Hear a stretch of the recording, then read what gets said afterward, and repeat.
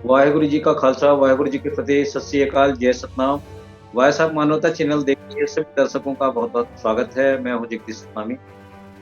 आज के इस खास मुलाकात में हमारे साथ जुड़े हुए मेहमानों का मैं परिचय करा दूं। हमारे साथ श्यामा कुर्रे जी जुड़ी हुए हैं। बहुत स्वागत है श्यामा कुर्रे जी। हमारे साथ जसप्रीत भाटिया जुड़े हैं अमेरिका से, उनका भी हम बहुत स्वागत करते हैं वाय साहब मानवता चैनल में। हमारे साथ संतोष साहू भी जुड़ गए हैं, उनका भी बहुत बहुत स्वागत करते हैं। आज के इस कार्यक्रम के स्पॉन्सर हमारे मेघराज जी और डॉक्टर कृपाल सिंह जी भाटिया साहब हमारे इस प्रोग्राम के सब स्पॉन्सर हैं, उनका भी हम स्पेशल धन्यवाद करते हैं व्हाट्सएप मानवता चैनल में। आज हम श्यामा कुर्रे जी का सब्जेक्ट ले रहे हैं। उनका कहना है कि भारत में जो लोक संस्कृति है या जो गीत संगीत है, इसका एक बहुत बड़ा मानव जीवन के लिए बहुत बड़ा महत्व है। जिस ढंग से हम पंजाब में शबद कीर्तन को सुनते हैं अपनी आ, मार्गों को प्रशस्त करने के लिए और गुरु को अरदास करने के लिए, उसका भी जीवन में एक बहुत बड़ा योगदान है। छत्तीसगढ़ में सतनाम के मानने वाले जो सतनामी है वो पंथी गीत गाते हैं, पंथी नृत्य करते हैं। वो भी एक भांगड़ा से मिलता जुलता गीत संगीत है। तो आज हम इस पर थोड़ी चर्चा कर लेंगे, क्योंकि इस पर अ, हम लोगों ने कभी कोई चर्चा नहीं की है। तो जिस ढंग से छत्तीसगढ़ की जो लोक संस्कृति है उसमें पंथी गीत और नृत्य है, और पंजाब में शबद कीर्तन है, वहाँ का भांगड़ा है, वहाँ की फोक डांस है। तो हम ये जो जीवन में लोक संस्कृति का कितना महत्व है, इस पर हम चर्चा को लेकर आज हम चर्चा करने जा रहे हैं। और इस पर हम श्यामा कुर्रे जी के पास पहले सवाल को लेकर के जाना चाहेंगे। श्यामा कुर्रे जी, जिस ढंग से छत्तीसगढ़ की लोक संस्कृति के बारे में बहुत वाकिफ है और आप गीत संगीत भी गाती हैं, गुनगुनाती भी हैं, लिखती भी हैं, एक कवि भी हैं। तो भारत की जो लोक संस्कृति है, ये मानव जीवन के लिए कितना महत्व है, कितना अमूल्य है, और इसका मनुष्य के जीवन पर कितना बड़ा असर है? श्यामा कुर्रे जी, लोक संस्कृति और गीत संगीत का। धन्यवाद सर। मैं इस विषय पे कहना चाहूंगी कि अपना लोक संस्कृति एक बल होता है। कहा जाए तो समाज को सुधारने का बहुत बड़ा एक साधन है, क्योंकि उस भाषा को हमारे बच्चा से लेकर बुजुर्ग तक सभी के सब जानते हैं। वो हमारे एक राज्य, जिस राज्य से हैं हम, जिस राज्य से बिलोंग करते हैं, वहाँ से हमारा हर शब्द, एक एक शब्द हमारे हृदय में बसा हुआ रहता है। तो हम ऐसा गीत बनाएं अपने जीवन में, और जो भी अपने लोक कला है उसका सम्मान करें, और उसमें निश्चल कोई शोर कपट वाला नियम उसमें नहीं होना चाहिए। इस विधा में हम इसके लिए ऐसा थोड़ा किसी किसी को ताना मारने वाला जैसे बनाते हैं गाना, वो भी नहीं होना चाहिए। मेरे अनुसार से अश्लीलता नहीं होना चाहिए, और कहा जाए तो एक सुंदर सा ऐसा एक अपना लोकगीत होना चाहिए जिसमें ज्ञान हो, शिक्षा हो, और लोगों को आगे बढ़ने का उसमें एक मूल साधन हो। उसको सुने तो हिम्मत आए कि मैं ये काम कर सकता हूँ। जज्बा बढ़ाने वाला भी होना चाहिए, और सुरीला भी होना चाहिए, सुंदर हो। सभी तरफ को चहुमुखी विकास बोलते हैं, उसी प्रकार से इस गाना को भी क्या है, हम चारों तरफ को सोचकर गाना बनाए तो उसमें किसी भी प्रकार का कोई आपत्ति नहीं होगा, कोई वाद विवाद नहीं होगा, और अश्लीलता समाज में नहीं फैलेगा। और ये बहुत बड़ा एक हमारे पास सबल बोलते हैं, वो है हमारा ताकत है, हमारा लोकगीत और लोक नृत्य। जी श्यामा जी, मैं चाहूंगा कि आप छत्तीसगढ़ की कोई लोक संस्कृति जिससे समाज को प्रेरणा मिलती है, ऐसे कोई गीत और गुनगुना करके हमारे दर्शकों को बताएं, ताकि आपके इस गीत को हमारे भाटिया साहब और देश विदेश के लोग जो देख सुन रहे हैं उनको कुछ लाभ। याद नहीं है, पूरा याद नहीं है, लेकिन थोड़ा सा जो कि आपको लाइन याद है वो ही गुनगुना। मोर छत्तीसगढ़ के माटी दुनिया भर महमागे, मोर छत्तीसगढ़ के माटी दुनिया भर महमागे। एक रेखा तेरी यहाँ के, एक रेखा तेरी यहाँ के, गरीबी मिटा गे रे मोर छत्तीसगढ़ के माटी, दुनिया भर महमागे। मोर छत्तीसगढ़ के माटी, दुनिया भर महमागे। वो याद बहुत नहीं है खूब, सर पूरा। बहुत एक और खूब, है। बहुत खूब।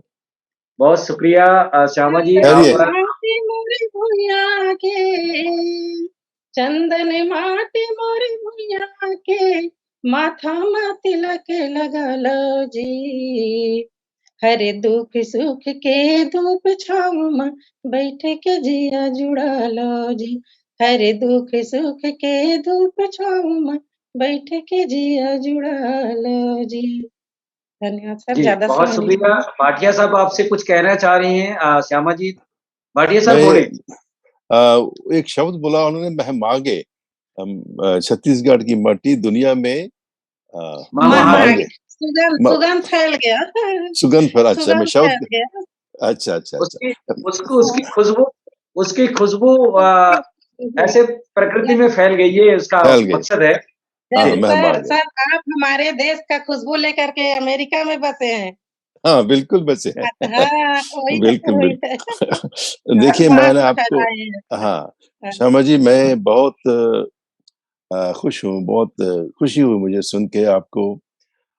और ये सब्जेक्ट जो आज आपने चुना है, ये जो जो विषय चुना है बात करने के लिए, ये बड़ा जी ही महत्वपूर्ण विषय है, बड़ा ही महत्वपूर्ण चिंता है। क्योंकि गीत संगीत और नृत्य जो कला है, कला के माध्यम से हम बड़ी जागृति पैदा कर सकते हैं। जी और इस वक्त भारत में इसी बात की जरूरत है। जो आपके सो कॉल्ड आप आदिवासी कहते हैं, नहीं, मैं तो कहता हूँ मूल निवासी। मूल निवासी का मतलब ये होता है कि जो भारत के असली निवासी हैं, जो वास्तव जी में भारत के ओरिजिनल निवासी हैं, और ये उनका देश है। तो जी उनको जगाने के लिए, उनमें आत्मनिर्भरता पैदा करने के लिए, उनको अपने देशभक्ति के लिए आपको गीत पैदा करने होंगे। उसी तरह से उसके साथ नृत्य के साथ जैसा भी संगीत हो, जैसी भी कला हो, उन सबको जोड़ के ये एक बहुत ही जबरदस्त, बहुत ही पावरफुल ये माध्यम है। और बड़ी बड़ी क्रांतियां हुई हैं इसी माध्यम से। तो बहुत अच्छा आपने आज विषय चुना है। और श्यामा जी, मैं बहुत खुश हूँ, बड़ा आपको मिलके खुशी हुई। पैसे मिले हैं, नहीं, आपके दर्शन हुए, फिर बहुत अच्छा लगा। बस इसको इसको बढ़ाइए, इसको बढ़ाते रहिए। इसके ऊपर आप कोई ना कोई ग्रुप बना लीजिए, जो जगह जगह पे जाके या इकट्ठा करके लोगों को इस तरह से उनकी जागृति करें, ये नई विचारधारा को उनके सामने लाएं, ताकि ये जो हमारा जो उपाय है, जो हमारा जो जो कोशिश है कि ये जो टीवी के माध्यम से नई जागृति पैदा हो, तो बहुत खुशी है, बहुत खुशी है। जी, मैं एक और जानकारी शेयर करना चाहूँगा। अभी छत्तीसगढ़ में एक प्रतिमा बारले है, जिसको अभी कल दिल्ली बुलाया गया है उसको सम्मान के लिए, उसको पद्मश्री सम्मान मिला है। वो हम्म। ज़्यादा पढ़े-लिखे तो नहीं है, लेकिन छत्तीसगढ़ की अ, संस्कृति को उन्होंने देश-दुनिया तक बिखेरा और उनको आज दिल्ली के राष्ट्रपति भवन बुला कर के बहुत सारे ऐसे कलाकारों को छत्तीसगढ़ के गिने-चुने कलाकारों को पद्मश्री सम्मान से आज नवाजा गया है वहाँ दिल्ली में और उनसे मेरी हम्म। बात भी हुई। वो बहुत जल्दी हमारे वॉइस ऑफ मानवता चैनल में आने वाले हैं। बहुत खुशी। अ, तो उनसे मैं इसी टाइप का लाइव इंटरव्यू हम उनकी पति-पत्नी दोनों जो गायक हैं और उनको पद्मश्री मिला है, उनको मैंने बोला है कि आप हमारे इस चैनल में आप आएँ और अपनी विचार साझा करें कि आपने अपने बचपन में कैसे कला संस्कृति को आपके जीवन में उतारा और इतने बड़े सम्मान आपको राष्ट्रपति भवन से पद्मश्री सम्मान एक बहुत बड़ा सम्मान है, वो मिला है। उनका हम वॉइस ऑफ मानवता चैनल के माध्यम से उनको धन्यवाद भी करते हैं और बधाई भी देते हैं कि उन्होंने छत्तीसगढ़ की संस्कृति को देश दुनिया में बिखेरा है और वो पद्मश्री लेकर के लौटेंगे, तो हमारे राधे चैनल। श्याम जी बारले हैं, राधे श्याम बारले। जी, जी, आप भी है नहीं? बारले हैं? हाँ, नहीं बारले नहीं, वो उनका। कभी आए हैं सर। हाँ, उनका प्रतिमा बारले है। तो प्रतिमा पाले रानी। जी, जी, वो गए हैं, कल उनसे मेरी बात हुई तो वो फ्लाइट से उनको स्पेशल बुलावा हुआ था वहाँ राष्ट्रपति भवन। और मैं इस बा चर्चा को आगे बढ़ाते हुए मैं भाटिया साहब के पास फिर से जाना चाहूँगा। भाटिया साहब जिस ढंग से अ, हमारे जो संस्कृति में जिस ढंग से हमारे जो संत गुरु घासीदास जी का जो एक छत्तीसगढ़ में जो हमारा पंथी गीत है, इस पंथी गीत को हम जब सुनते हैं, तो इसमें धार्मिकता की एक बहुत बड़ी पुट हमें मिलती है उस अकाल पुरख परमात्मा से जुड़ने का। और वैसा ही शबद कीर्तन में हम जब सुनते हैं तो उस अकाल पुरख से जुड़ने का उस शब्द से हमारी श्रवण में जब हम सुनते हैं शब्द को, तो हमें एक सुकून मिलता है और दुःख रोग संताप उतरे सुने सच्ची वाणी, ऐसा यस। शबद कीर्तन में भी हम सुनते हैं। तो ये सच बात है, मैं अपने एक अनुभव की बात कहना चाहूँगा कि मुझे सिखों के बारे में उतना पता नहीं था, मैं जब पढ़ाई कर रहा था, तो आकाशवाणी विविध भारती रेडियो में 1:30 के करीब एक शब्द मुझे सुनने का मिला। उसमें सतनाम, सतनाम का उच्चारण करके किसी रागी ने उस गीत को अ, उन्होंने शबद कीर्तन के माध्यम से गाया। तो मैं आपको बताना चाहूँगा कि मैं जब उस शब्द को सुना तो मेरे रोंगटे खड़े हो गए और मैं सोचा कि भई आखिर में हम तो सतनामी हैं और सतनाम सतनाम की गीत भजन को सतनामी गाते हैं, तो ये सिखों में कैसे सतनाम आ गया? अच्छा। वहीं से फिर मैं इतिहास की खोजबीन किया, पढ़ाई शुरू किया और जब जानकारी मुझे मालूम हुआ तो देखिए कितनी बड़ी बात है कि दसम पिता दशमेश गुरु जी ने सतनामियों को गले से लगा करके गुरु के बेटे रंगरेटे नाम दिया। वो सौभाग्यशाली हमारी सतनामी शूरवीर कौम है, जो हुँ। 1675 में अंग्रेज़ों से औरंगज़ेब से फाइट किए और अ, एक शूरवीर कौम छत्तीसगढ़ में पलायन करके आया और आज यहाँ पे अपनी धर्म, संस्कृति और अस्मिता को बचाए रखे हुए है। एक हुँ। बहुत बड़ी गौरवशाली हमारा इतिहास है और हम ये कहते हैं आज बहुत सारे लोग कहते हैं कि सिख और सतनामी भाई-भाई हैं और ये सच भी है। तो जिस ढंग से हमारा जो भांगड़ा है फ़ोक डांस और फ़ोक डांस में जो भांगड़ा है वो हमारे छत्तीसगढ़ का पंथी नृत्य और गीत से मिलता है। भले ही हमारे हुँ। बोली और भाषा में फ़र्क है, लेकिन जिस ढंग से हमारे जो लोग गाते-बजाते हैं, उसमें भांगड़ा से हमारा पंथी गीत और नृत्य का बहुत बड़ा मेल है। उसमें हम जब वहाँ की बेटियों को देखते हैं, भांगड़ा जब डांस करती हैं, लड़के जब डांस करते हैं, कितनी फुर्ती से डांस करते हैं और उतनी ही फुर्ती से हमारे छत्तीसगढ़ के पंथी गीत और नृत्य में है। ये भी देवदास बंजारे हैं जो देश-विदेश में पंथी गीत नृत्य की विधा को अंतर्राष्ट्रीय स्तर में उन्होंने इसकी खुशबू बिखेरी और उनको छत्तीसगढ़ में देवदास बंजारे के नाम से एक सम्मान भी छत्तीसगढ़ सरकार के द्वारा दी जाती है, उनके मरणोपरांत। तो मैं पंजाब की संस्कृति की ओर हमारे दर्शकों को ले जाना चाहूँगा। भाटिया साहब शबद कीर्तन और ये भांगड़ा और फ़ोक डांस का हमारे जीवन में कितना बड़ा महत्व है और ये गुरुओं की परंपरा से चली आ रही है। इस पर आपने प्रकाश डालें। देखिए, जहाँ तक लोकगीत और नृत्य की बात है, वो जो है उसका कुछ गुरुवाणी से ज़्यादा ताल्लुक नहीं है, वो अलग जी। चीज़ें हैं। जी हुँ, हाँ, हुँ। वो संस्कृति है, पंजाब की संस्कृति है और बड़ी पुरानी संस्कृति है। गुरुओं से जी। पहले की भी संस्कृति है। हुँ, हुँ। क्योंकि पंजाब ज़्यादातर एक कृषिकारी प्रांत है। वैसे सारा भारत ही कृषिकारी है, ऐसी बात तो नहीं है। जी। लेकिन ये जितना जो लोक नृत्य है, ये हमारा अ, कृषि जो समाज है, उनके साथ जुड़ा हुआ है। तो जब गुरु साहिबान पंजाब में उन्होंने उनका उनका जब जन्म हुआ जी। और जैसे आपने कहा कि उस वक़्त जो हालात थे जाति-पाति के नाम के, उसमें भी किसान लोगों को तकलीफ थी बहुत। उनको वो दबे हुए थे बहुत, बड़े-बड़े साहूकारों से, बड़े-बड़े पूंजीपतियों से। तो जब गुरु नानक की विचारधारा फैली, तो सबसे ज्यादा हमारे जो कृषि वर्ग है पंजाब का, उन्होंने उसे अपनाया, क्योंकि उसमें क्रांति थी, उसमें ऊंच नीचता की जो बातें थी खत्म कर दी उन्होंने। और देखिए, गुरु नानक 9 बरस की उम्र में, 9 बरस की उम्र, हाल बच्चे थे, तो जब उनको जंजू पहनाने की शुरू हुई, जो वो बेदी खानदान से थे, तो गुरु साहब ने कहा, ये क्या धागा मुझे डाल रहे हो तुम लोग, इसका क्या फायदा है? तो ये धागा जब मुझे डाल रहे हो तो मेरी बहन को क्यों नहीं डाला? ये मेरा दोस्त है, ये मुसलमान है, इसको क्यों नहीं डालते? तो उन्होंने कहा, भाई ये तो खाली ऊंची जाति के लोगों के लिए, उनके कौन सी ऊंची जात में है, तो किसको मानता ही नहीं हूँ। देखिए, छोटी उम्र में ही गुरु नानक ने ये बात फैलाई कि हमारे बीच में हम किसी ऊंची छोटी नीची बातों को नहीं मानते, ये जो प्रथाएं हैं ये लोगों को गुलाम बनाने के लिए है। तो उन्होंने इतनी छोटी सी उम्र से ही ये बात शुरू कर दी। तो कहने का भाव ये है कि जब ये विचारधारा हमारे कृषि वर्ग में आई, क्योंकि बहुतात कृषि वर्ग था, तो उन्होंने फिर उसको अपनाया, इस धर्म को अपनाया। और आज भी भारत के पंजाब में अंदर जो ज्यादा पॉपुलेशन है सिखों की, वो कृषि से जुड़े हुए हैं। तो फिर वो आपस में जब धर्म और संस्कृति मिल जाते हैं तो एक ही हो जाते हैं।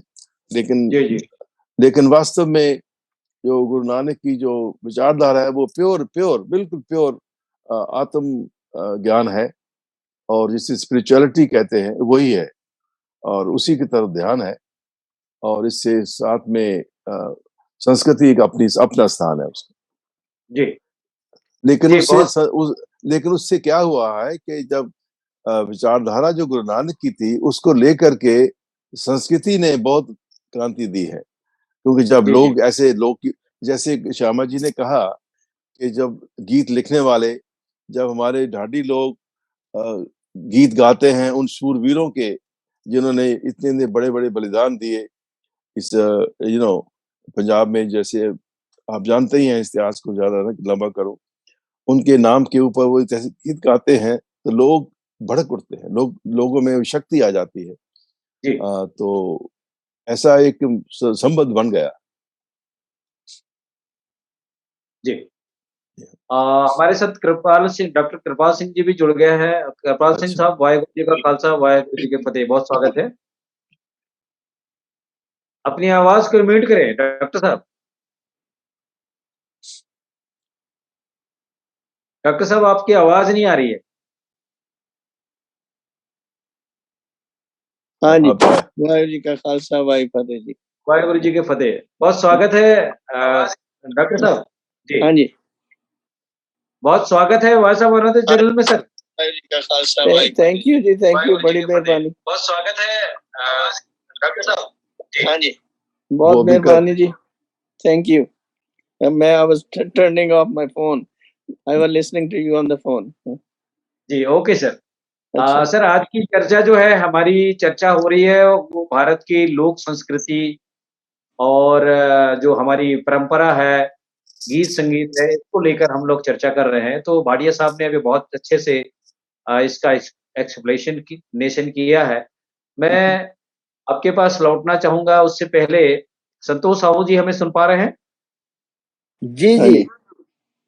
संतोष साहू साहब, आप छत्तीसगढ़ के आदिवासी अंचल में रहते हैं और आप जब दाऊ जी का प्रोग्राम को लेकर के जब जाते हैं तो जो छत्तीसगढ़ के मूल निवासी समाज के जो लोग हैं, वो एक कर्मा गीत और नृत्य के साथ स्वागत करते हैं। जो भी कोई मेहमान जब आता है, तो जो छत्तीसगढ़ की लोक संस्कृति है, लोक विधा है, जैसा कि अभी छत्तीसगढ़ के मुख्यमंत्री भूपेश बघेल जी ने आदिवासी महोत्सव मनाया, उसमें दुनिया के तमाम देशों के आदिवासियों को, उनके गीत संगीत को छत्तीसगढ़ में बुलाया गया और 3 दिन का ये 28, 29, 30 को राज्य उत्सव के अवसर पर एक कार्यक्रम भी किया, जिसका देश दुनिया में लाइव प्रसारण हुआ और बहुत इसका आदिवासी समाज के गीत संस्कृति और लोक संस्कृति को बचाने के लिए एक बहुत बड़ा ऐतिहासिक पहल भूपेश सरकार ने किया है। हम उन्हें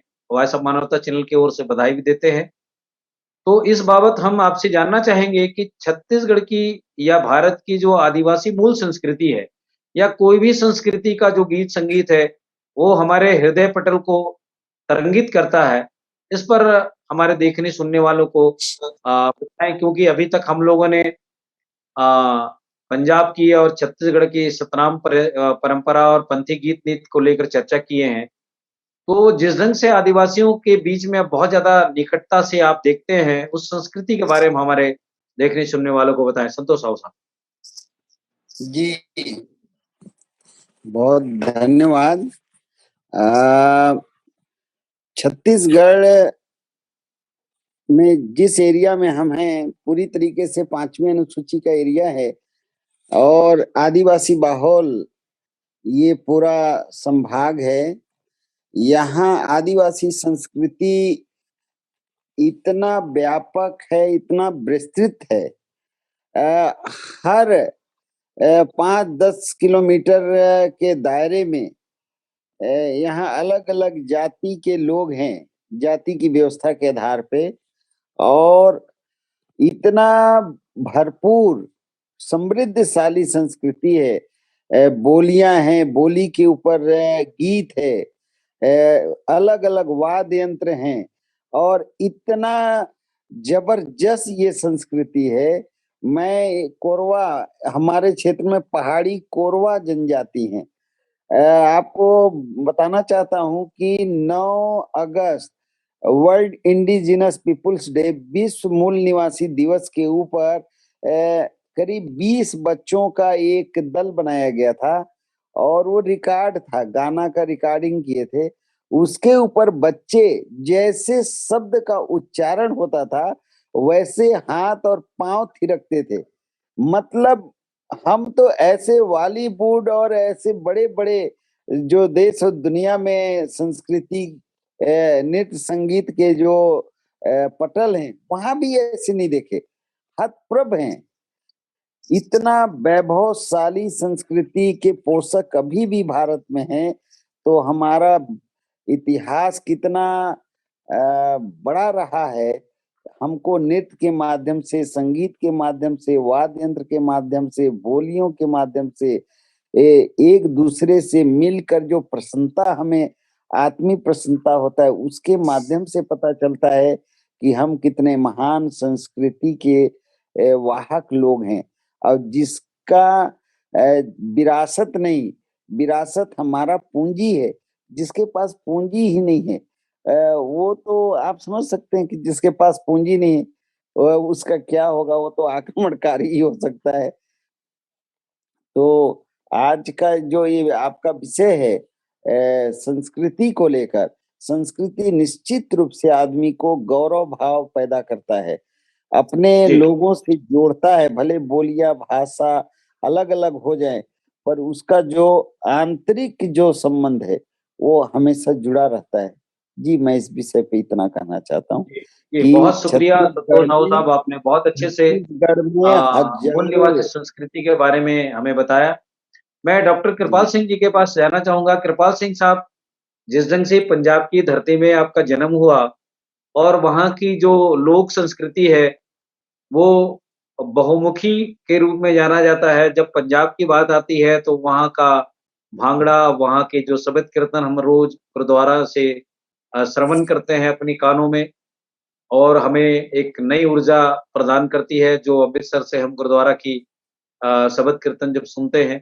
तो इस बाबत आप पंजाब की धरती से जुड़े हुए संस्कृति, एक महान संस्कृति से जुड़े हुए हैं, और अमेरिका में जो हमारे जो भाई-बहनें हैं, वहाँ पे आप लंबे समय से रहते वैश्विक देशों में, तो इस लोक कला संस्कृति को लेकर अंतर्राष्ट्रीय देशों में कितनी जागरूकता है? क्योंकि ये दिलों को जोड़ने वाली भावना होती है, लोक संस्कृति और गीत संगीत। तो इस पर आज की जो हम आपकी प्रतिक्रिया जानना चाहेंगे, डॉक्टर कृपाल सिंह साहब। वाहिगुरू जी का खालसा, वाहिगुरू फतेह जी। सबनों नमस्ते। देखो, पंजाब की संस्कृति बड़ी पुरानी है। सो मैं सो के इत्थे ही जिहड़े ने ऋग्वेदा दा उच्चारण होया। पंजाब दे विच ही महाराष्ट्र कुरुक्षेत्र दा जिहड़ा मैदान आ ਉਹਦੇ ਵਿੱਚ महाभारत ਦਾ युद्ध गिणिया ਜਾਂਦਾ है।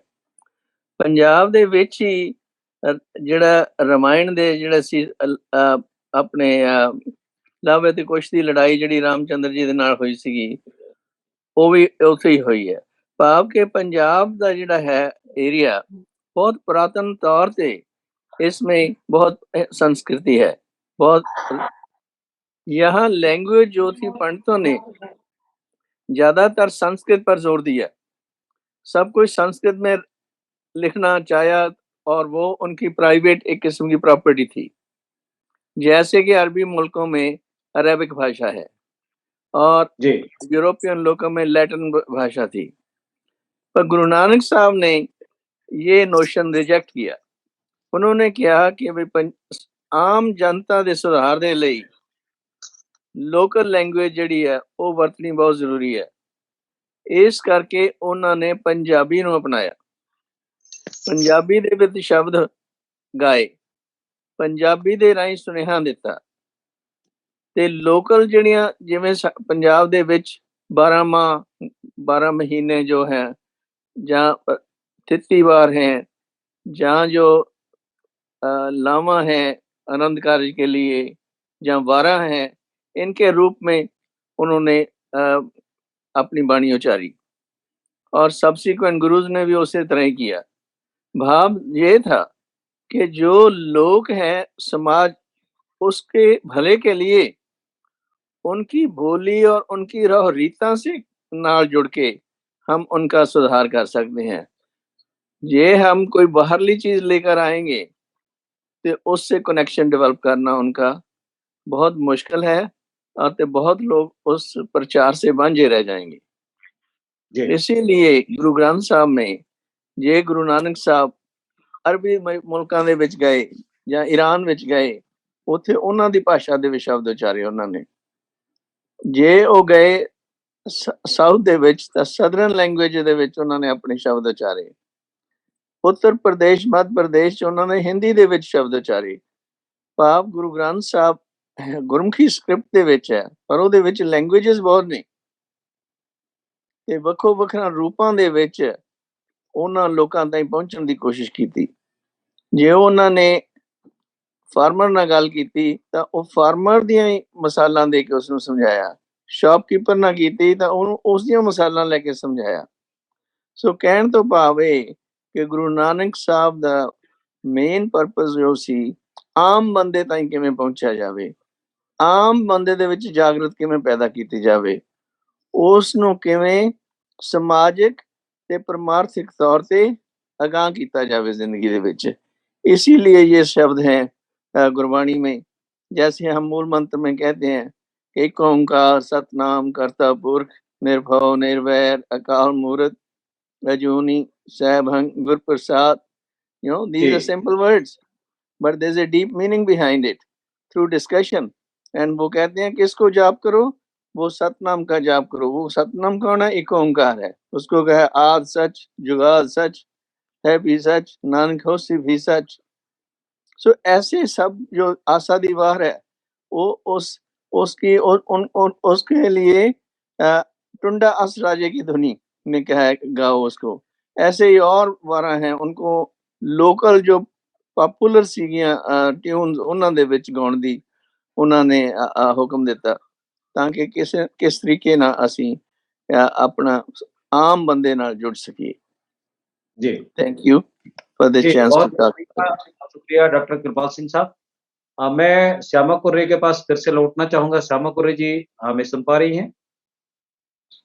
हाँ सुन रही हूँ सर। जिस ढंग से अभी डॉक्टर कृपाल सिंह जी भाटिया साहब और संतोष साहू जी ने आज की लोक संस्कृति गीत संगीत को लेकर जो आत्मा में और वैचारिक रूप से विभिन्नता में एकता को जोड़ने का जो सूत्रधार है, इस पर अपनी अपनी बातें रखी है। संत गुरु घासीदास जी ने जिस ढंग से मन के एक बराबर मानव मानव एक बराबर की बात उन्होंने कही और उनके अल्फाज को लेकर हमारे छत्तीसगढ़ के बहुत सारे गीतकार संगीतकार समय समय पर प्रेरक गीत गाते रहते हैं। और उन्होंने कहा कि मंदिरवा में का करे जाइबो अपन घर के ही घट के ही देव को मनाइबो। तो उनकी एक प्रेरक गीत को आप थोड़ा सा विस्तार से बताएं, क्योंकि बाबा गुरु घासीदास जी ने मानवता को जोड़ने के लिए 7 नाम का शब्द दिए और 7 नाम, और 7 नाम को लेकर हम अगर बार-बार चर्चा करते हैं, तो उनकी जो बातें हैं, जितने भी जो सिखों के 10 गुरुओं हैं, उनके विचारों से एक-एक बात मेल खाती है। तो इस पर थोड़ा-सा प्रकाश डालते हुए, क्योंकि उनकी एक-एक गीत और पंथी का जो भजन है या जो गीत संगीत है, जो शब्द है, वो पंजाब की उस शब्द कीर्तन से मिलता है। जब हम असली पंथी गीत को सुनते हैं, तो हमारे शरीर में रोंगटे खड़े हो जाते हैं, वैसे ही झंकार शब्द कीर्तन सुनने से मिलता है। तो आप बाबा गुरु घासीदास की कोई पुरानी गीत संगीत को लेकर आप गुनगुनाते हुए कोई एक ऐसी अगर आपकी स्मृति पटल में आ रही हो, जो पंथी गीत को लेकर के आप हमारे दर्शकों को बताएँ कि पंथी गीत का क्या महत्व है? पहले तो अभी थोड़ा खाँसी है आज, 3-4 दिन से थोड़ा खाँसी में परेशान हूँ, इसलिए थोड़ा बीच-बीच में गायब हो जा रही हूँ। कोई बात नहीं, देखो, कोई बात। खाँसी तो मुझे भी था, इस समय मौसम खराब ही चल रहा है और ऐसे में भी हाँ, अगर बीच में आप थोड़ा खाँसी है। तो मैं इसमें सतनाम के बारे में यही कहूँगी और अपने जो सत्य के मानने वाले, सत्य के पुजारी हैं, हमारे इतने अच्छे-अच्छे लोग हैं जो वहाँ पद्मश्री तक पहुँच रहे हैं, देश-विदेश में पहुँच रहे हैं और हमारे जितने सतनामी भाई हैं, चाहे हमारे पंजाब के हों, यहाँ के हों, छत्तीसगढ़ के, अपना देश भर में जहाँ भी हैं, तो मैं सबके लिए यही कहूँगी, सत्य मतलब सत्य। जो आत्मा में हमारा विराजमान है, वो कहीं पर भी हो सकता है, चाहे वो पंजाब हो, कोई भी राज्य हो। तो हमारा जो सत्य का गीत है, सत्य की गीत आत्मा को ही झिंझोड़ता है, आत्मा तक पहुँचता है। तो इसलिए हमें क्या है, थोड़ा-सा सत्य को सोच के, समझ के बना जितने गाने बनाने वाले रहते हैं, वो अपने समाज को दिखाते हैं। एक कहा जाए तो अपना एक धैर्य को उसमें दिखाते हैं, धैर्य भी रहता है गीत में और धैर्य के साथ-साथ अपना एक जो ओज रहता है, वो रहता है, लक्ष्य को पाने का जो चाह रहता है, वो रहता है। बहुत सारा चीज़ है। मैं एक छोटा-सा उसमें 2 लाइन बस गुनगुनाऊँगी, मेरे को भी याद नहीं आ रहा है, अचानक जुड़ी हूँ। चलो ठीक है। सत्य के मार्ग बता दे गुरु हो मौला, सत्य के मार्ग बता दे बाबा हो मोरे, सत्य के मार्ग बता दे। सत्य के मार्ग बता दे गुरु हो मोरे, सत्य के मार्ग बता दे बाबा हो मोरे, सत्य के मार्ग बता दे। डोंगा में बैठे हवन जम्मू परिवार ग, जम्मू परिवार बीचे भवर माए दे, छुट गे पतवारे ग, छुट गे पतवारे, छुट गे पतवारे बाबा, छुट गे पतवारे, छुट गे पतवारे गुरु, छुट गे पतवारे। डोंगला पारी करा दे गुरु हो मोरे, सत्य के मार्ग बता दे बाबा हो मोरे, सत्य के मार्ग बता दे गुरु हो मोरे, सत्य के मार्ग बता दे। धन्यवाद सर। जी, बहुत बहुत अच्छा, शुक्रिया। बहुत ब्यूटीफुल, अच्छा, बहुत अच्छा, वेरी बहुत नाइस, अच्छा, वेरी वेरी नाइस। नाइस। क्या थैंक श्यामा यू जी, सर। आज की इस परिचर्चा को हम आगे बढ़ाते हुए क्योंकि हमारा समय भी अब नज़दीक आ रहा है, तो मैं भाटिया साहब के पास फिर से जाना चाहूँगा और शबद कीर्तन, मैं शबद कीर्तन के बारे में बार-बार इसलिए ज़िक्र कर रहा हूँ, क्योंकि जिस ढंग से हम सतनाम की पंथी गीत और माला, जिसे हम एक श्रृंगार की इसके लिए एक फूल के माफ़िक इसको हम समझते और जानते हैं, क्योंकि इसका संबंध गुरुओं की वाणी को हम दिलों तक जब लेके जाते हैं और कानों में जब श्रवण करते हैं और हमें वो सुकून देता है, तो सीधा-सीधा हम उस अकाल पुरख के अ, मार्ग में हम जुड़ते चले जाते हैं और सत्य की राह में चलते चले जाते हैं। जिस ढंग से आप गुरु घासीदास जी के इस मंगल गीत को आपने थोड़ी-सी गुनगुनाया है, अगर यही गीत और संगीत में हम इसको पिरो दें, तो हमें कितना सुखद अनुभूति का अनुभव होगा ये हम संगीत से समझ सकते हैं और हमारी आत्मा को ये अनुभव प्रदान कर सकता है और अनुभव ही इस तार को जोड़ने का एक बहुत बड़ा मार्ग है और इसी कारण दुनिया के अंदर में शबद कीर्तन का महत्व है और हम इसके बारे में थोड़ी-सी आगे और जानना चाहेंगे कि गुरुओं का शबद कीर्तन को लेकर पूरे संसार में आखिर में क्यों इतनी महत्ता दिनों-दिन बढ़ती जा रही है? इस पर हम भाटिया साहब के पास जाना चाहेंगे क्योंकि बहुत सारे जो बीमार व्यक्ति हैं वो अ इस शबद कीर्तन के माध्यम से ठीक भी हुए हैं, ऐसा मुझे जानकारी लगा है। तो मैं भाटिया साहब के पास विस्तार से थोड़ी-सी जानना चाहूँगा और आज के इस कार्यक्रम को हम शॉर्ट में भी लेके जाएँगे। भाटिया साहब शबद कीर्तन के बारे में, गुरुओं की जो शबद कीर्तन है, जिसे हम गुरुद्वारा की उस अमृतसर सरोवर से हम जब हमारे कानों तक वो शबद सुनाई देती है, तो हम एक सुकून महसूस करते हैं। हमारा दिल और दिमाग को एक रूह में एक शांति का अनुभव होता है। इस पर आप विस्तार से थोड़ी-सी बताएँ। हाँ, देखिए, आपने खुद ही उसको विस्तार में बता दिया, तो उसमें और ज़्यादा बताने की आपने खुद ही उसको इतने विस्तार से बता दिया है कि उसमें जी, और क्या कह सकते हैं। लेकिन ये बात बहुत ज़रूरी है कि डॉक्टर कृपाल सिंह जी ने जो कहा, बड़े ही सुंदर तरीके से उन्होंने संगीत और सत्य संगीत और सत्य को दोनों को जोड़ा है। जो गुरबाणी है वो सत्य के आधार पे है। उस अकाल पुरख के जो सत्य है वो वही सतनाम है। उसका जो मैसेज देना है, उसका संदेश देना है, उन्होंने संगीत के माध्यम से दिया। आज का जी, जो विषय है कि संस्कृति, संगीत और धर्म, ये तीनों को जोड़ा है गुरु साहब ने। और चूँकि इंसान जो है संगीत के उससे प्रभावित होता है।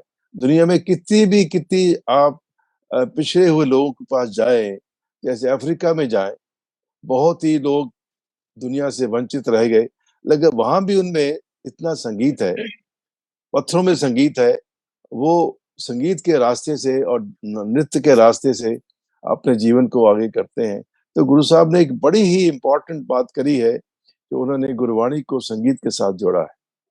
और इतना ही नहीं, जो भारत के प्राचीन जितने भी शास्त्रीय संगीत हैं, वो आप जानते हैं कि जो हिंदुस्तान में इस्लामी रूल हुआ, मुगलों का रूल हुआ, उसमें उनके धर्म में ज़्यादा संगीत को बढ़ावा नहीं दिया जाता। वो समझते हैं संगीत जो है गलत तरीका है और औरंगज़ेब ने तो संगीत को मना कर दिया था, बैन कर दिया था हिंदुस्तान में।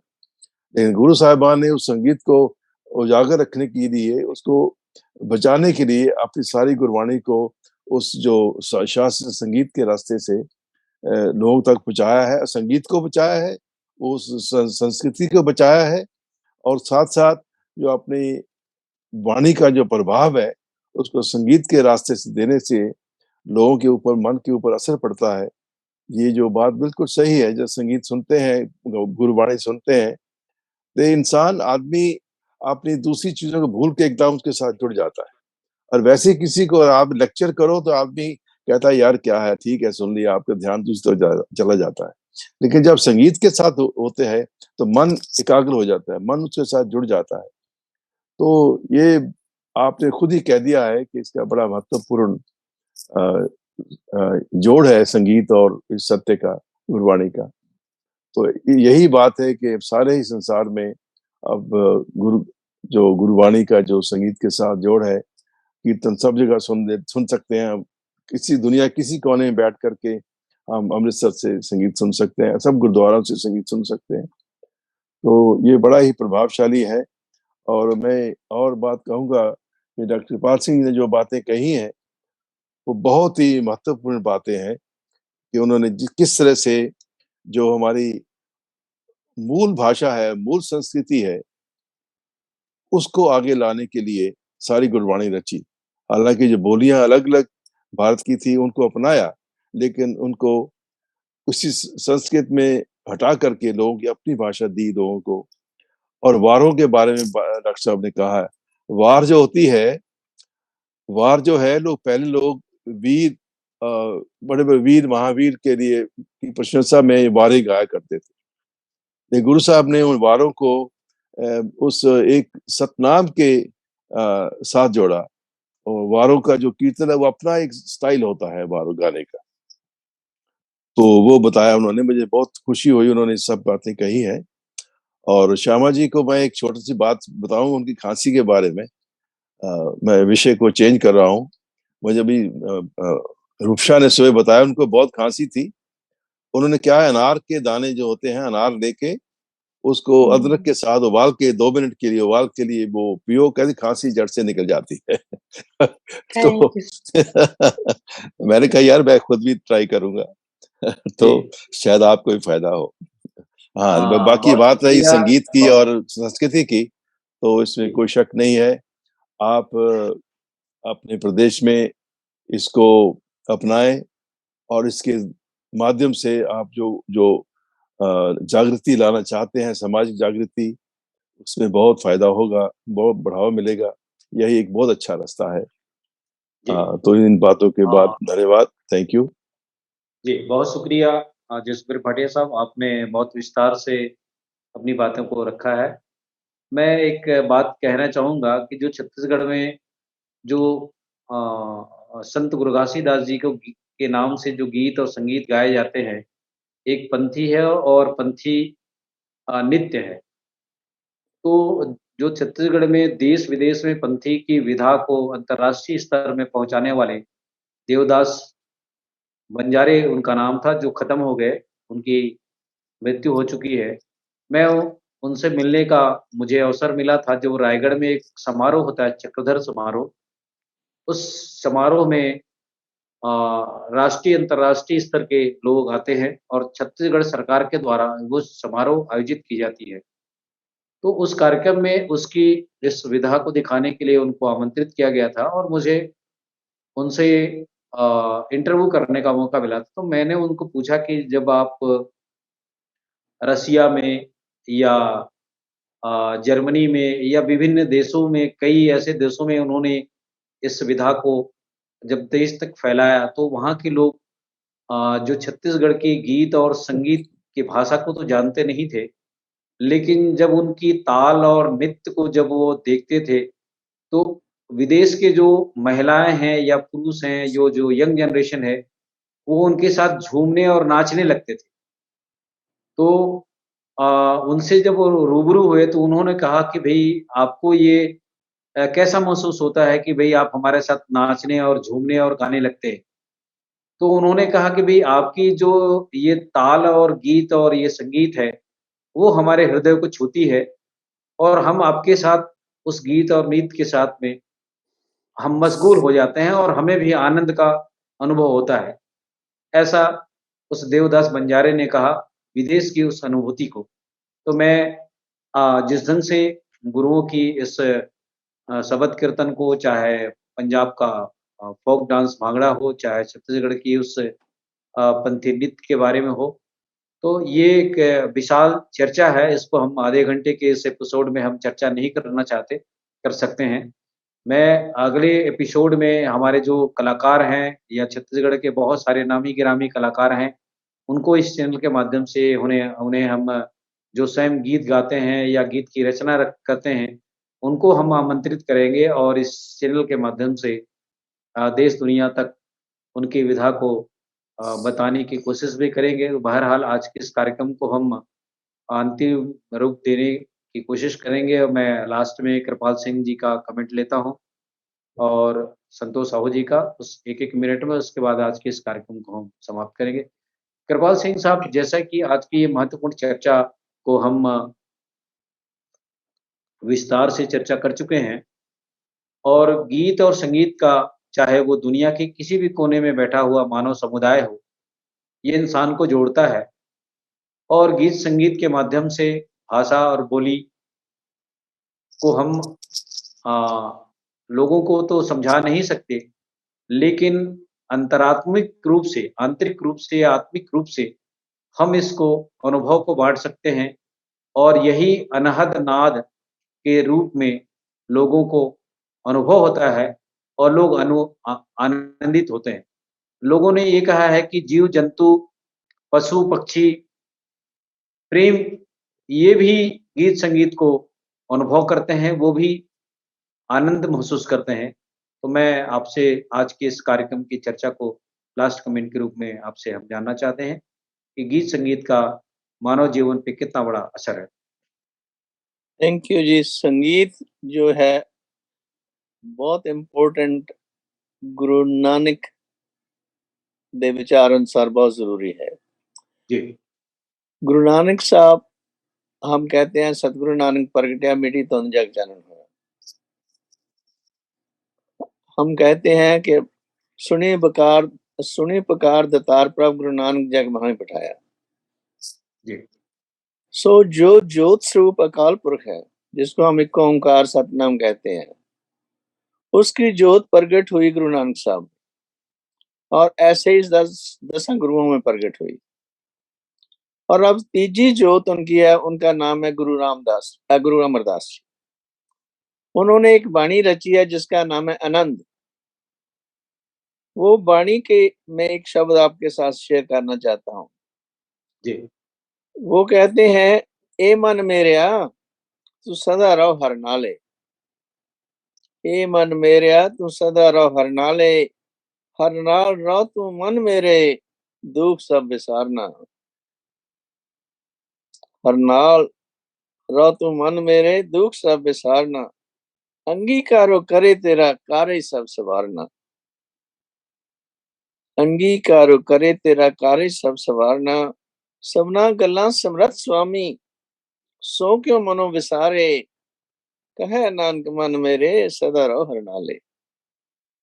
That's the उपदेश गुरु साहब कह रहे हैं। And further he says, साचे साहिबा, ओ ओंकार सतनाम वाहिगुरु, साचे साहिबा क्या नहीं करते रहे, करता तेरे सब कुछ है, जिस नहीं सुपावे, सदा सिर्फ सलाह तेरी नाम मन बसावे। नाम जिनके मन बसया, वाजे शब्द कनेरे, कहे नानक सच्चे साहिब क्या नहीं करते रहे। So that's what it is all about।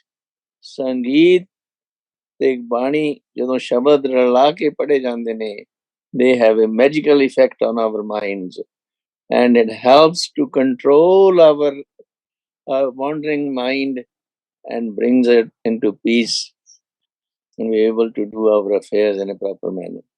Thank you। जी, बहुत सुंदर गुरु नानक साहब की वाणी को आपने हमारे आज की इस चर्चा में शामिल किया, क्योंकि यही जो वाणी है, ये आत्मा को और शरीर को एक मुक्ति का मार्ग देता है और इसकी गहराइयों में बहुत सारी बातें छिपी हुई है। जब इस शब्द को हम संगीत के माध्यम से सुनते हैं, तो हमें एक सुकून, एक रूहानी आत्मा को सुकून देती है। जो सुनता है, जो श्रवण करता है, उसको ही ये आनंद का अनुभव होता है और इस शब्द कीर्तन को पूरी मानव सृष्टि को सुनने की आवश्यकता है। मैं इसकी विस्तार से चर्चा के लिए डॉक्टर कृपाल सिंह जी का बहुत धन्यवाद करता हूँ कि आज की इस चर्चा में बहुत सारी बातें, ज्ञान की बातें, संगीत की बातें श्यामा जी ने, जसबीर भाटिया साहब ने, डॉक्टर कृपाल सिंह जी ने बहुत विस्तार से अपनी बातों को आज के इस चर्चा में शामिल किया है। संतोष साहू जी ने भी लोक संस्कृति, जो छत्तीसगढ़ की आदिवासी परंपरा है, इसके बारे में भी उन्होंने कहा और उस सब में सत्य का मार्ग है और संगीत सत्य से बना हुआ है, सत्य मार्ग से बना हुआ है, सतनाम के उससे एक ओंकार जो डॉक्टर कृपाल सिंह जी ने कहा है, उसी से ही इसकी सृजन हुई है और संगीत में भी सारेगामा पधानिसा का जो 7 स्वर है, उसी से ही इसकी निर्माण हुई है। तो अगले एपिसोड में हम इसकी विस्तार से और चर्चा को लेकर आपके साथ हम इस चर्चा में भाग लेंगे। मैं लास्ट कमेंट के लिए श्यामा कुरेश जी के पास जाना चाहूँगा। श्यामा कुरेश जी अपनी लास्ट प्रतिक्रिया दें आज की इस प्रमुख चर्चा पर। पहले तो मैं बता देती हूँ सर, कल शायद बिजी रहूंगी। ये घर में कुछ दूसरा काम है इसलिए। नहीं, कल ही हम नहीं, मैं नेक्स्ट एपिसोड में। हाँ, तो मैं कहना चाहती हूँ कि जब भी हम कोई गीत बनाते हैं, आत्मा की पुकार से बनता है। जब मन खुश होता है तो बनता है, जब दुःख होते हैं तब बनता है। कुछ भी लिखते हैं तो एक अंदरूनी जो शक्ति है, वो कहा जाए तो चाहे दुःख के ऊपर निर्भर हो, सुख के ऊपर हो, बहुत खुशी हो, वो कुछ भी माहौल ऐसा बनता है कि हम उसी माहौल के अनुसार से लिखते हैं। तो मैं यही कहना चाहूँगी अभी समाज के लोगों के लिए, सभी गीत लिखने वालों के लिए कि हम ऐसा गीत लिखें, किसी को कोई चोट ना पहुँचाए और उस गीत में अपना देश प्रेम हो, अपना परिवार का प्रेम हो, अपना जो हम मानते हैं उस इष्ट देव का हो। इस प्रकार से ऐसा हम एक रचना करें, पैदा हुए हैं धरती में तो कुछ दे के जाएँ, अच्छा चीज़ दे के जाएँ। और किसी भी प्रकार का आलोचना वाला नहीं लिखना चाहिए और मैं तो यही कहूँगी कि आत्मा बसता है गीत में और गीत ही आत्मा है, गीत ही के द्वारा हम ज़िंदगी के आने वाले हर लक्ष्य को प्राप्त करने की कोशिश करते हैं। तो मैं यही कहूँगी कि हमें जब भी हमें लिखने का मौका मिलता है तो कुछ अच्छा चीज़ लिखें। एक मैं छोटा-सा उसमें लिख के रखी हूँ। वही ढूँढ रही थी, थोड़ा-सा देखती हूँ करके। ये क्या है हम अपने मन के इच्छा को ज़ाहिर नहीं करते, समाज के मन की इच्छा को ज़ाहिर करते हैं, अपने गीत के माध्यम से। चाहे हम कुछ भी लिखें, जो भी हम लिख रहे हैं उसमें समाज को कुछ ज्ञान मिलना चाहिए और एक ये है गुरूर ना करना। ये एक मैं अपना जो कविता लिखी हूँ उसमें है, कीचड़ से लथपथ काँटों की लड़ी हो, चलते-चलते गर पैर उसमें पड़ी हो।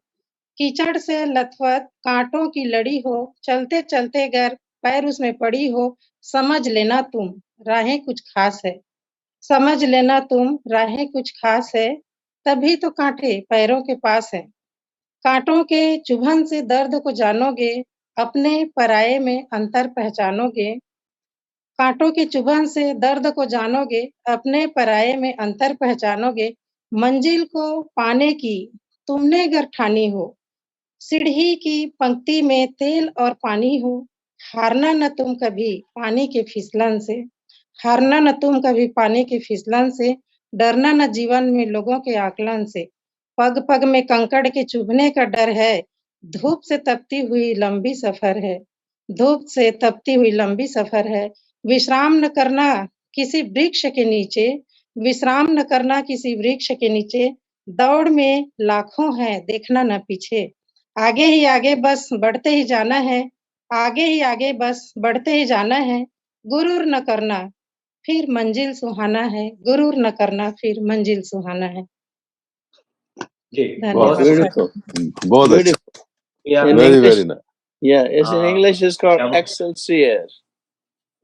जी Excelsior. You go on. कि आगे बढ़ते जाओ. जी जी Excelsior. Excelsior, yes, beautiful, बहुत very beautiful. शुक्रिया। आज के इस बहुत- कार्यक्रम को हम इस महत्वपूर्ण चर्चा में शामिल हुए जसबीर भाटिया साहब का बहुत धन्यवाद करते हैं, डॉक्टर कृपाल सिंह जी का, संतोष साहू जी का, और स्पेशल आज के इस एपिसोड में विचार रखने के लिए श्यामा कुरेश जी का हम धन्यवाद करते हैं। और आज के इस कार्यक्रम को यही हम समाप्त करते हैं। वाहेगुरु जी का खालसा, वाहेगुरु जी की फतेह। Thank you. आप वाया साहब मानवता चैनल को लाइक करें, कमेंट करें और अपनी प्रतिक्रिया भी दें, ताकि हम समय-समय पर अच्छे-अच्छे विषय को लेकर आपके सामने हाजिर हों।